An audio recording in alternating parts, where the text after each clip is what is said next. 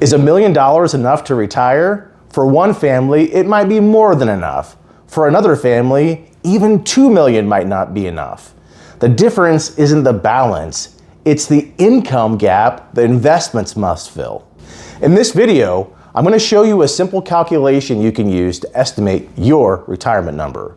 And then I'll show you the most important expenses that basic retirement calculators leave out. I'm Brett Hoffman. I'm a chartered financial consultant and a financial advisor. For almost 20 years, I've helped families turn their investment accounts into actual retirement income plans. There are 6 steps to determining your retirement number. This is step number 1, and it is to determine your annual retirement spending. So we're looking for the total of your housing and debt payments, food, transportation and utilities, travel and entertainment, healthcare and Medicare expenses, estimated taxes, gifts to family and friends, home repair, auto replacements, auto repair, irregular expenses, and other important expenses that you know are going to be important to you. It's important that you don't inflate these dollars, use today's dollars. We'll add inflation in later. Step number 2 in determining your retirement number is to add together all sources of annual reliable retirement income.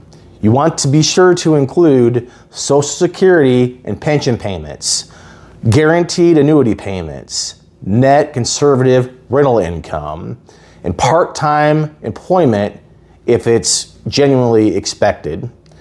Also, you want to make sure on your Social Security to include the number where you're actually going to claim it. So if you're going to claim it at 65, you want to go pull up your Social Security statement at ssa.gov and use that number. Avoid using inheritances as a guaranteed source of income.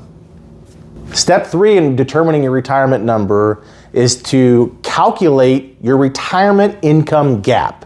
So, if you, in step 1, have determined, for example, that you have $100,000 worth of planned retirement expenses annually, and in step 2, we have determined that there's $50,000 of reliable annual income. In this case, let's say it's Social Security and pensions. We take $100,000 of our planned expenses minus the $50,000 that we have coming in through Social Security and pensions.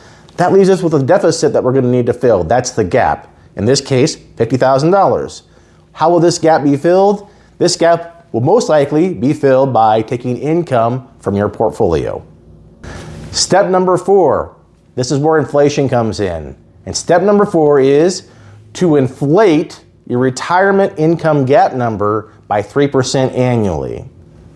In the previous example, we used a $50,000 retirement income gap. So if you have 5 years before retirement, and we're going to inflate it by 3% per year, we're going to need to inflate the $50,000 gap by 15%.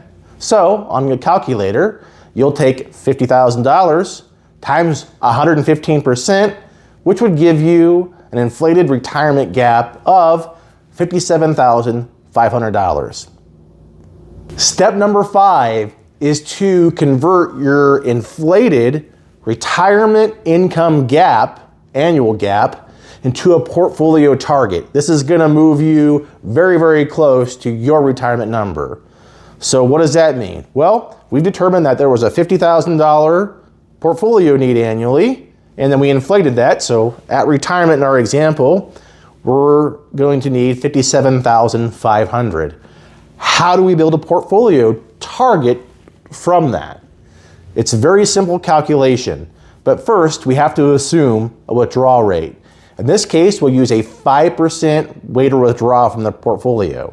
So what we'll do is we'll take our $57,500, the inflated amount we'll need annually from our portfolio, and on your calculator, you're going to divide that by your withdrawal rate, which is 5%. So $57,500 divided by 5%, that gives you your portfolio target, which is $1,150,000 that you'll need to have at retirement. Now, this isn't the final number because we haven't considered taxes yet, which is what we'll do next. We've reached the last step, step number 6, and that is to account for taxes. Most Americans have a significant amount of their retirement in their 401k. In a traditional 401k, when you pull money out, it's subject to taxes. So if all your money is in a Roth IRA or in savings and there's no taxes due, well, you've already gotten your retirement number. However, if it's in a 401k that's pre-tax, like a lot of money is, you'll need to do a tax calculation to determine your actual number, because we have to get an after-tax number. In this case, we needed an amount of $1,150,000. Let's assume that on that, when we pull from our 401k, that we're going to be taxed at 15% in federal and 5% in state. So that would be 20% in taxes. So what you'll do is you'll take 100 and then you'll subtract the total tax rate, which is 20. And that gives you 80.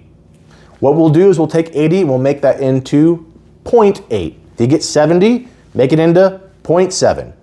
And all we do is we take the amount we need, which is the 1,150,000, we divide that on our calculator by 0.8. And then that gives us the retirement number that we're going to need. In this case, if it was a pre-tax IRA, if you take that 1,150,000 divided by 0.8, you get $1,437,500. That is your retirement number. Now for the bonus material. Thank you for sticking around this long. And some of you might be saying, Brett, that's great. I now know the calculation for the number I'm gonna need, but how do I get to that number? How much do I need to save now to get to my retirement number? Well, let's continue with the example that we've been using. And the example is we need to have $1,437,500. Let's say you're 5 years away from retirement and you only have $800,000 saved. So we're short. How much do I need to save? This is where a financial planner can help, or you can go in, even online, there are several tools that you need to look for a compound interest calculator or a compound savings calculator.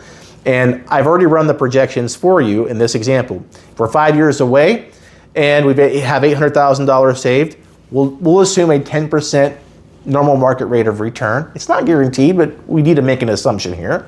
So if we want to arrive at that number in 5 years, we would need to contribute $1,950 a month to your 401k, or $23,400 a year for 5 years. That would need to grow at 10% along with $800,000, and that would arrive at that $1,437,500 number. Compound interest is definitely your friend. So the longer you have to save and the more you can contribute, the easier it is to hit your retirement number. Thank you for tuning in for the end of the video, the end of the video. I just wanted to put this out there that retirement can seem daunting. However, we offer a complimentary one-page financial plan. So I will personally do this calculation for you, put down written guidance on what your retirement number is and how much you should be saving, what you should be doing to get there in a complimentary one-page financial plan. Please feel free to call me directly at 623-256-7167. Comment, email me. We're really happy to help.